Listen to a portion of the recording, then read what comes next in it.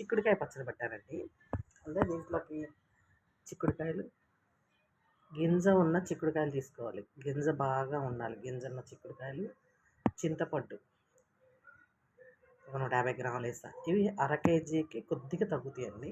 అర కేజీకి కొద్దిగా తగ్గుతాయి. అందుకని 150 గ్రాముల చింతపండు, కారం ఒక గ్లాసు, టీ గ్లాస్ పెద్ద గ్లాస్ ఉంటుంది సార్, అది అర గ్లాసు ఉప్పు వేసాను, పసుపు వేసాను. ఇదిగోండి మెంతిపిండి, ఆవపిండి మిక్సీలో వేసాను, ఏపి జీలకర్ర, ఇక తాలింపు. ఇప్పుడు ఇది వేసి కలుపుతాం.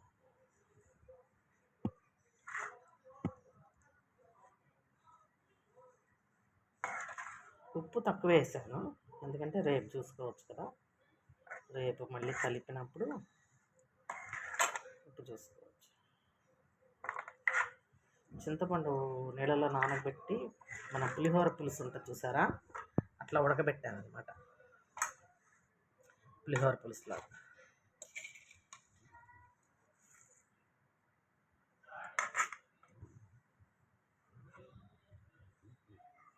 పప్పు నూనె అండి నేను వేసింది, ఇది పప్పు నూనె, శనగ నూనె కాదు, పప్పు నూనె వేసాను అనమాట. పచ్చడిలో పప్పు నూనె బాగుంటుందని పప్పు నూనె వాడతాను నేను. మన ఉసిరికాయ వండినప్పుడు కానీ నిమ్మకాయకి కానీ అన్నిటికీ పప్పు నూనె వేస్తాను. ఇంకా ఇంట్లో లేకపోతే సర్లే అని శనగ నూనె వేస్తా తప్ప మ్యాక్సిమం పప్పు నూనె వేస్తాను.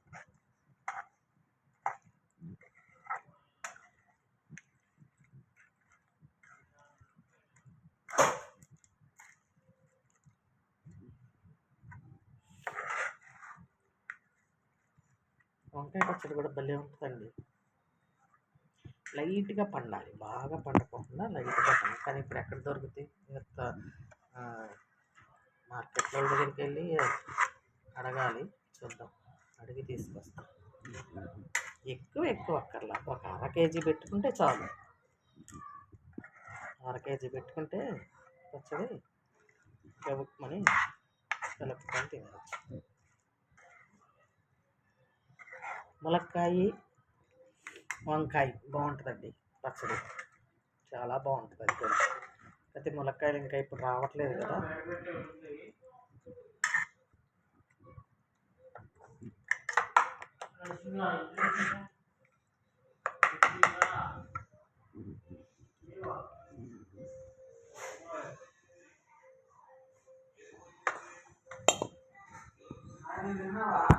ఇదిగోండి దీంట్లో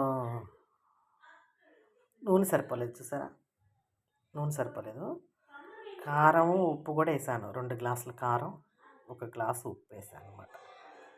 ఇక నూనె కాచాను, చల్లారినాక దీంట్లో పోస్తాం. చిక్కుడుకాయ పచ్చడి రెడీ. చాలా బాగుందండి, తింటే సూపర్ ఉంది. కాకపోతే కొద్దిగా నూనె వేస్తే బాగుంటుంది. ఇంకా నూనె వేసుకొని